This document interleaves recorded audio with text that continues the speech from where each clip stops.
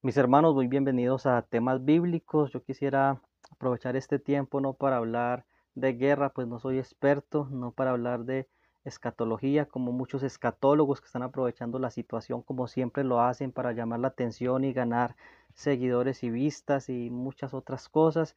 Más bien quisiera aprovechar este momento para pedirles que oremos por los hermanos allí en Rusia y también en Ucrania, porque en el reino de los cielos no hay fronteras. Algunos están orando y haciendo llamados y peticiones de oración por los hermanos en Ucrania y por las personas que están sufriendo allí. Está bien hacerlo, pero también debemos hacerlo del otro lado, por nuestros hermanos allí en Rusia, que muchos de ellos también están sufriendo porque tienen familiares en Ucrania y ucranianos que tienen familiares en Rusia y son rusos.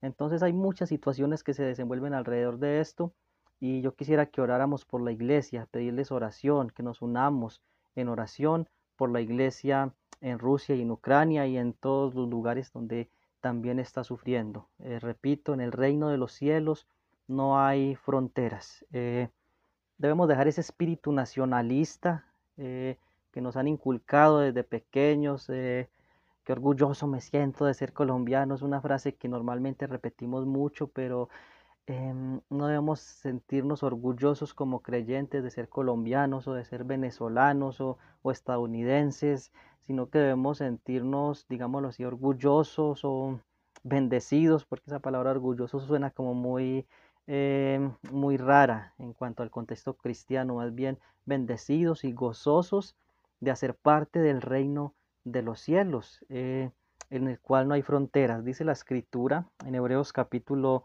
11, versículo 13, que conforme a la fe murieron todos estos, refiriéndose a Moisés, Abraham, Enoch, Abel y muchos otros. Dice que murieron todos estos sin haber recibido lo prometido, sino mirándolo de lejos, creyéndolo y saludándolo y confesando que eran, dice la escritura, extranjeros y peregrinos sobre la tierra, porque los que esto dicen claramente dan a entender que buscan una patria, pues si hubiesen estado pensando en aquella de donde salieron, ciertamente tenían tiempo de volver, pero anhelaban una mejor, esto es, celestial, por lo cual Dios no se avergüenza de llamarse Dios de ellos, pues les ha preparado una ciudad. Quiero hacer énfasis en esa expresión en el versículo 13.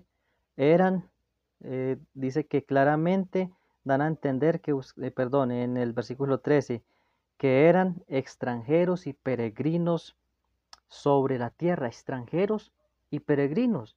Ellos no se jactaban de ser cananeos, no se jactaban de ser efrateos, no se jactaban de una nación de donde venían ni a la cual pertenecían, porque también nombra a a Moisés, por ejemplo, a David, a los jueces que ya hacían parte de una nación de Israel, de la nación de Israel. Ellos no se jactaban de eso, sino que se jactaban y sabían que eran extranjeros y peregrinos, porque no todos los que descienden de Israel son Israel, dice la escritura, sino que ellos eran ese Israel celestial de Dios y en esta tierra no eran otra cosa que extranjeros y peregrinos. Pedro dice en la primera carta, primera de Pedro capítulo 2 versículo 9, mas vosotros sois linaje escogido, real sacerdocio, nación santa, pueblo adquirido por Dios para que anunciéis las virtudes de aquel que nos llamó de las tinieblas a su luz admirable. Es interesante que dice, además de que somos sacerdotes de Dios, un real sacerdocio, todo el que es creyente en Cristo hace parte de ese real sacerdocio,